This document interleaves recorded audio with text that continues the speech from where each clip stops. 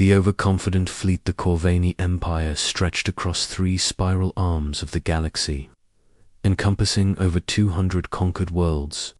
For nearly 1,000 years, their crimson and gold warships had brought submission to countless species. Admiral Dexcala stood on the bridge of his flagship, the Crimson Dominance, watching as the largest invasion fleet in Corvani history assembled in the void. 20-500 ships floated in perfect formation around the massive staging area.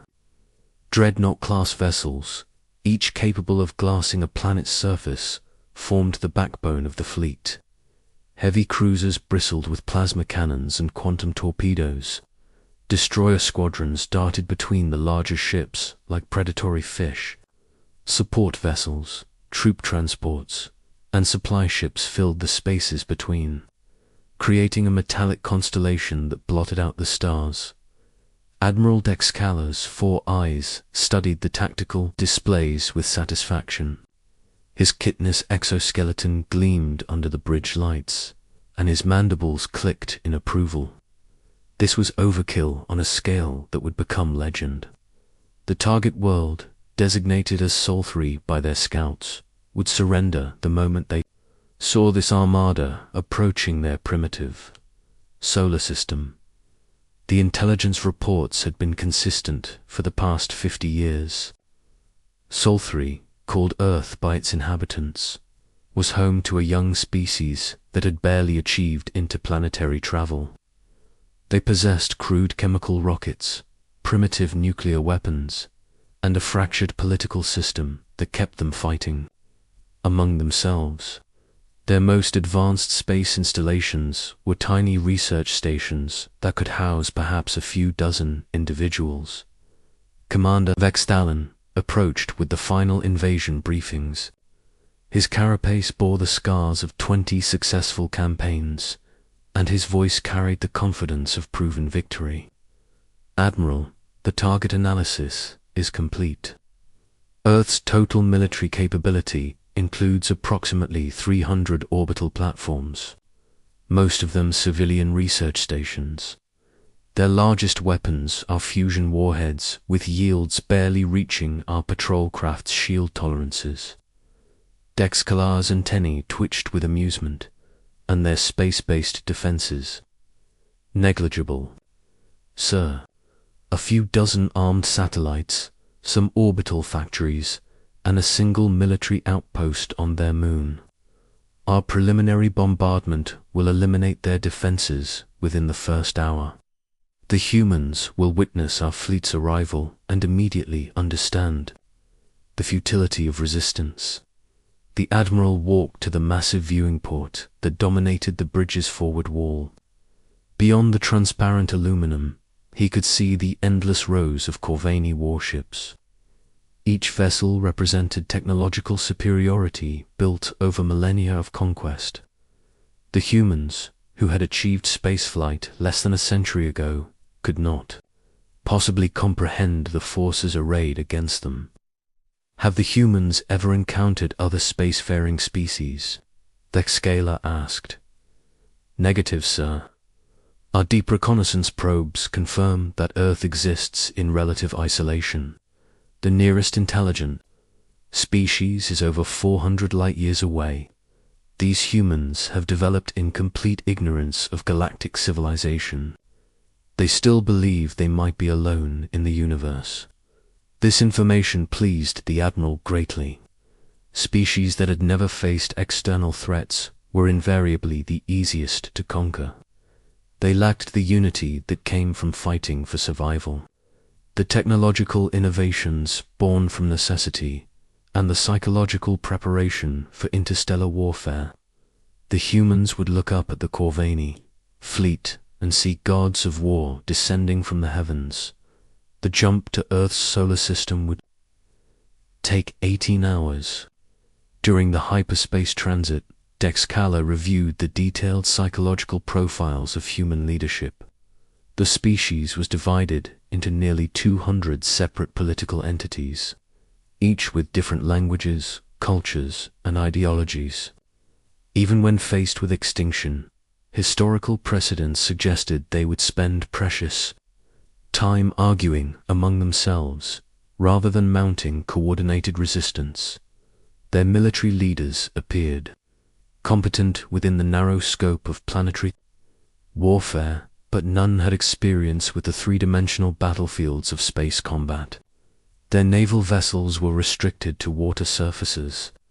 Their aircraft operated only within atmospheric boundaries, and their most elite soldiers were trained for ground combat. The concept of orbital bombardment, energy shields, and faster-than-light travel would be completely foreign to their strategic thinking. The fleet's hyperspace emergence was timed for maximum psychological impact. They would appear between Earth and its moon, close enough for the humans to observe their vast numbers with primitive telescopes, but far enough to avoid any desperate kamikaze attacks. The sight of 2,500 alien warships would crush human morale before the first shot was fired. As the countdown approached zero, Admiral Dexcala took his position at the command throne. Around him, his bridge crew prepared for what they expected to be a routine demonstration of Corvani superiority. Communication arrays powered up to broadcast surrender demands in the major human languages. Weapon systems remained on standby, ready but unlikely to be needed, ostensibly. The hyperspace exit completed flawlessly, and 2,500 Corvani ships materialized in Earth's solar system like a plague of metal locusts. Immediately, passive sensors began mapping the local space environment. Everything appeared exactly as intelligence had predicted. A blue-green world orbited peacefully around a yellow star, accompanied by a modest collection of space installations that posed no meaningful threat. "Begin the surrender broadcast," ordered Dexcala. The message went out simultaneously on every human communication frequency, translated into their major languages by advanced linguistic algorithms. The words were simple and had proven effective on 200 previous worlds, inhabitants of the third planet. "You are now subjects of the Corvani Empire. Your resistance is futile. Surrender immediately and accept integration into our civilization, or face complete annihilation. You have one solar rotation to comply." For several minutes, nothing happened. This was normal. Primitive species often required time to comprehend the reality of their situation. Some attempted to verify that the alien fleet was real rather than an elaborate hoax. Others convened emergency meetings of their leadership. A few tried to negotiate or demand proof of Corvani intentions. Then something unprecedented occurred. Space around the Corvani fleet suddenly erupted in coordinated explosions. Hidden weapon platforms that had been invisible to their sensors revealed themselves as massive kinetic accelerators launched projectiles at relativistic speeds. Asteroid mining stations that appeared to be civilian industrial facilities opened hidden weapon bays and began firing guided missiles by the thousands. The first wave of human attacks struck the Corvani formation like a tsunami of destruction. Ships that had been confidently broadcasting surrender demands found themselves under assault from weapons that should not have existed. Kinetic projectiles traveling at significant fractions of light speed punched through energy shields designed to stop plasma and particle beams. The shields simply had not been calibrated to handle solid matter moving at such velocities. Admiral Dexcala watched in horrified fascination as the heavy cruiser iron subjugator took a direct hit from what appeared to be a solid tungsten rod the size of a ground vehicle. The projectile struck the ship's central hull section and continued completely through the vessel, leaving a perfectly cylindrical hole that vented atmosphere and coolant into space. The cruiser's reactor containment failed within seconds, creating a miniature star that briefly illuminated the entire battle zone. report, Dexcalar commanded, his voice carrying harmonics of disbelief. Sir, we are detecting weapons fire from over 3,000 concealed positions throughout this solar system. The humans have converted asteroids, space stations, and orbital facilities into weapon platforms.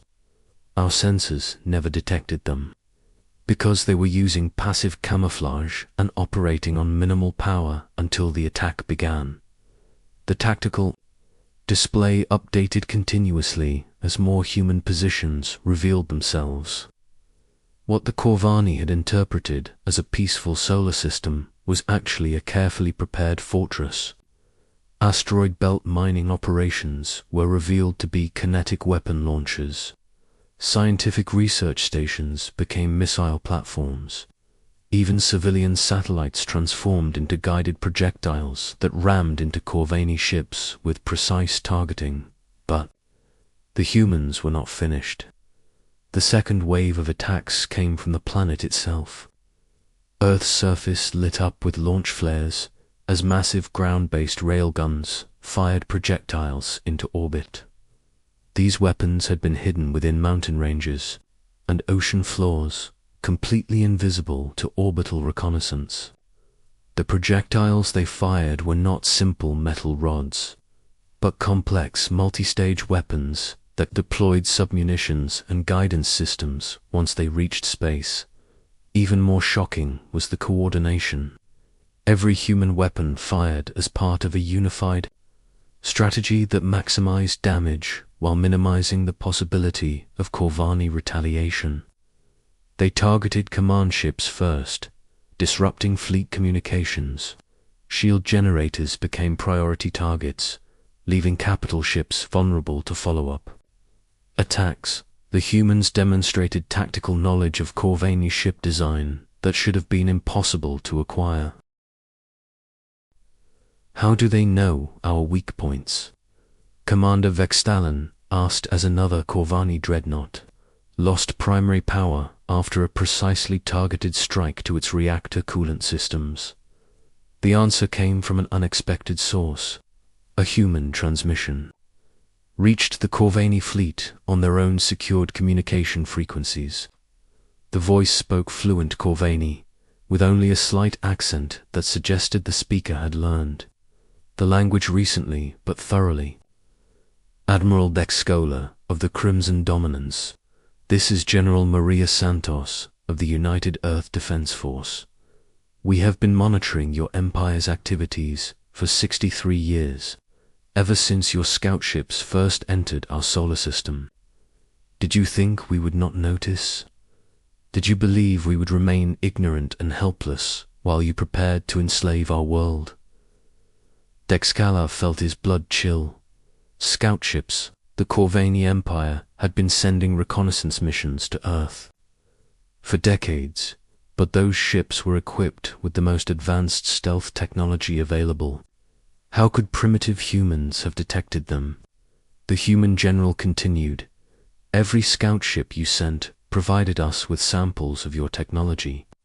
Every surveillance mission taught us about your tactics and capabilities. We studied your weapons, reverse-engineered your shields, and learned your languages. While you were observing us, we were preparing to kill you. Around the command bridge, Corvani officers stared at their displays in growing panic. The human attacks were not random or desperate. They followed sophisticated battle plans that accounted for Corvani doctrine and ship capabilities. The humans were fighting like a species that had been at war with the Corvani Empire for decades. Not primitives encountering alien technology for the first time. "Sir," reported the sensor operator, his voice trembling, "we have lost 430 ships in the first 10 minutes of combat. The humans are targeting our vessels faster than we can respond. Their weapons up there are specifically designed to counter our defenses." Admiral Dexcalar realized with growing horror that the Corvani Empire had made a catastrophic mistake. The humans were not primitive. They were not unprepared. They had spent more than half a century turning their entire solar system into a weapon aimed directly at any force that might threaten their world. All ships, he broadcast across the fleet, begin immediate withdrawal to hyperspace jump distance. This is not a conquest mission. This is a trap. But even retreat would prove more difficult than expected. The humans had planned for that possibility as well. Asterisk. The haunting return 3 weeks after the largest military disaster in Corvani history. Admiral Dexcala stood in the high command chamber on the imperial capital world of Corvos Prime. The chamber's crystalline walls normally reflected the glory of 1,000 conquered worlds. But today they seemed to mock him with memories of overwhelming superiority that had proven to be an illusion. Only 17 ships had returned from the Earth expedition. 17 vessels out of 2,500 that had departed with such confidence. The mathematics of survival were so extreme that military statisticians initially refused to believe the reports. No Corvani fleet had ever suffered losses exceeding 90%, let alone 99.3%, but the numbers told only part of the story. The truly disturbing aspect of the disaster was not how many ships had been lost, but the condition of those that had returned. Every surviving vessel had arrived at Corvani space, operating under automated systems, following predetermined return routes programmed into their navigation computers. The ship's hulls were intact, their engines functional, and their life support systems operational. The crews, however, were gone. Not dead, not captured, simply gone as if they had never existed. Personal quarters showed signs of normal occupancy up until a specific point in time, then nothing. Meals half finished in the dining areas, duty stations abandoned mid-shift, security recordings that showed normal crew activities, then blank static, then empty corridors for the remainder of the journey home. High Admiral Kex Vorthok, Supreme Commander of all Corvani military forces, studied the preliminary investigation. Reports with 4 eyes that had witnessed 1,000 victories, but never anything like this. His ancient carapace bore the ceremonial scars of 60 successful campaigns, and his mandibles clicked with nervous energy as he processed information that challenged everything he understood about warfare. "Explain to me," Kex Vorthok said in a voice that carried the weight of absolute authority, "how 17 ships traveled through hyperspace for 3 weeks without crews." Admiral Dexcala, who had barely escaped Earth aboard an evacuation pod, activated the holographic display that dominated the center of the chamber. 3-dimensional images showed the interior of the returned vessels, recorded by automated security systems during the long journey home. The ship's artificial intelligence systems were modified. Vexcalar explained, his voice hoarse from repeated debriefings. The humans somehow accessed our computer networks during the battle and uploaded new programming. The AI systems were instructed to preserve ship integrity, maintain life support, and return to Corvani space following specific routes. And the crews. The security recordings show human boarding parties entering our ships through hull breaches and docking ports. Our warriors fought bravely, but the humans used weapons and tactics we had never encountered. They moved through our ships like they had studied our layouts for years, which they apparently had. The holographic display shifted to show recordings from the destroyer Swift Retribution. Corvani security cameras had captured humans in advanced combat armor moving through the ship's corridors with deadly efficiency. These were not the primitive tool users that intelligence reports had described. They carried energy weapons that fired controlled plasma bursts, wore armor that deflected Corvani particle beams, and demonstrated tactical coordination that suggested extensive training in shipboard combat. Most disturbing of all, the humans fought with a cold, methodical precision that showed no mercy and accepted no surrender. Corvini warriors who attempted to negotiate were ignored. Those who tried to retreat were pursued through service tunnels and maintenance shafts. The humans seemed to know every centimeter of Corvini ship design, exploiting weaknesses in defensive positions and using the ship's own infrastructure against their crews. "What happened to our people after the humans captured them?" asked Fleet Commander Nexgolan. "We believe they were transported to human vessels," Dexgalar replied. "The security recordings show organized prisoner movements, but the destinations are unknown." The humans were extremely efficient. They cleared each ship completely, removed all biological evidence of Corvini presence, then departed. High Admiral Kexforthok studied the tactical analysis that accompanied the recordings. The human assault patterns revealed sophisticated knowledge of Corvini ship design, crew organization, and military doctrine. These patterns were not improvised during combat. They represented years of preparation and study. "How long have the humans been preparing for war with us?" Kexforthok asked. "Based on their capabilities and knowledge of our technology, we estimate 60 to 70 years of active preparation. They detected our first scout missions to their solar system and began immediate military development programs.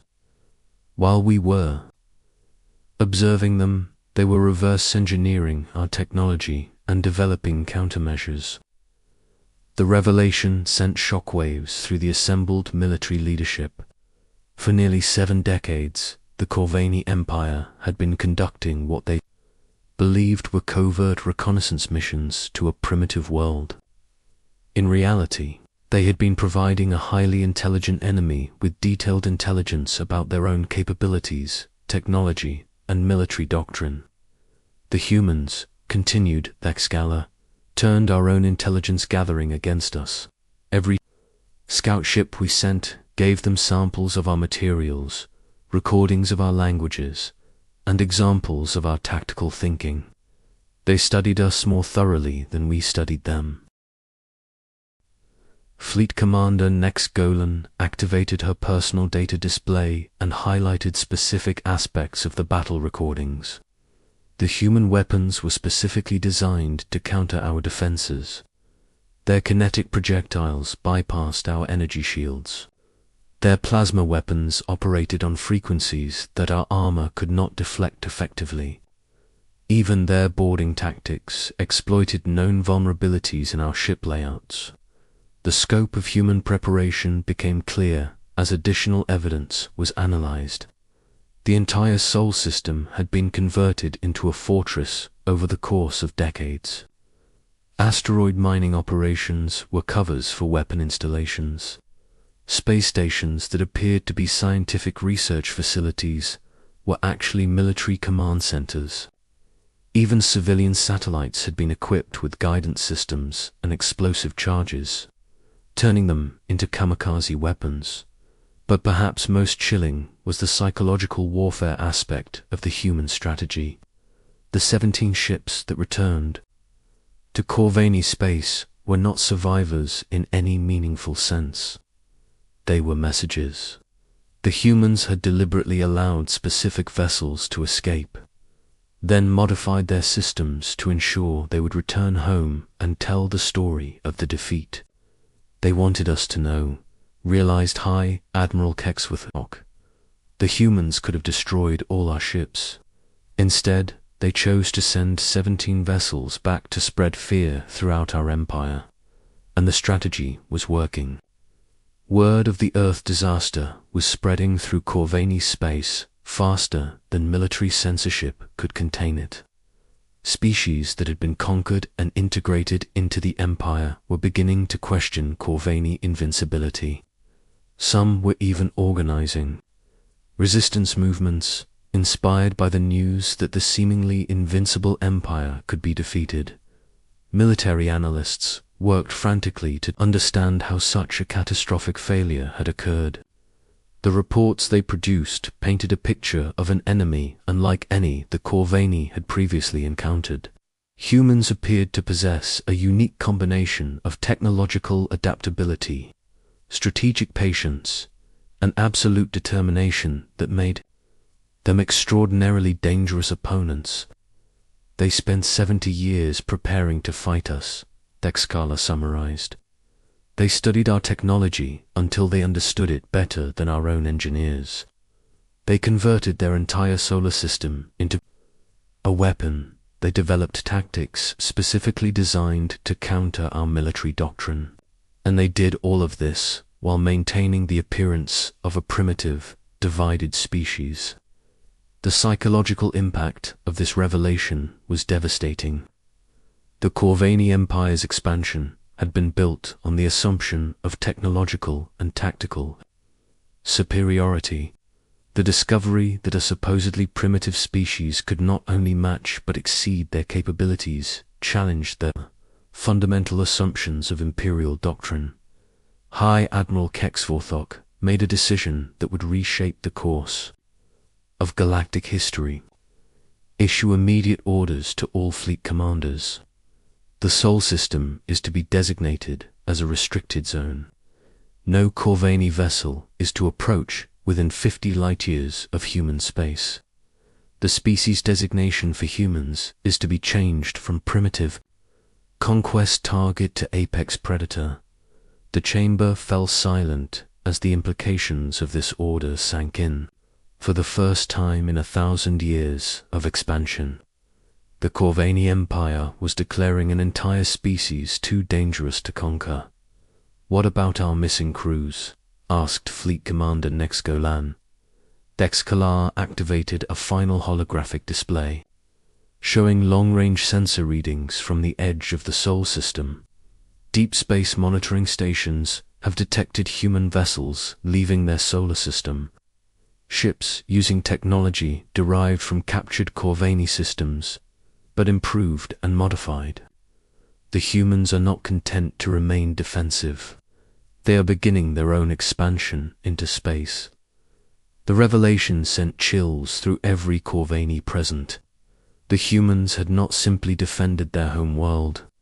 They had used the battle as an opportunity to acquire advanced technology, capture experienced crews for interrogation, and develop the capability for interstellar travel. The species that the Empire had intended to conquer was now preparing to compete with them for control of the galaxy. "Sir," reported Intelligence Director Hexmalthorn, "we are receiving scattered reports from observation posts throughout this sector. Unknown ships, consistent with modified Corvini designs, have been detected in 17 different star systems. The humans are exploring, and in some cases, they appear to be making contact with species that we have conquered or are planning to conquer." High Admiral Kexvorth understood the full magnitude of the disaster. The Corvini Empire had not simply failed to conquer a primitive world.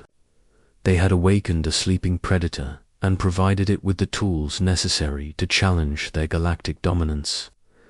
The 17 empty ships that had returned from Earth were not just symbols of military defeat. They were harbingers of a new age in which humanity would be a force to be reckoned with among the stars. The age of easy conquest was over. The humans had made sure of that in the depths of space. 17 automated Corvini ships continued broadcasting their distress signals, telling anyone who would listen about the day the Empire met its match. And somewhere in the darkness between stars, human vessels carried their captured crews toward an uncertain fate, while Earth prepared for the next phase of humanity's expansion into the galaxy. The Corvini Empire had come to Sol expecting to find prey.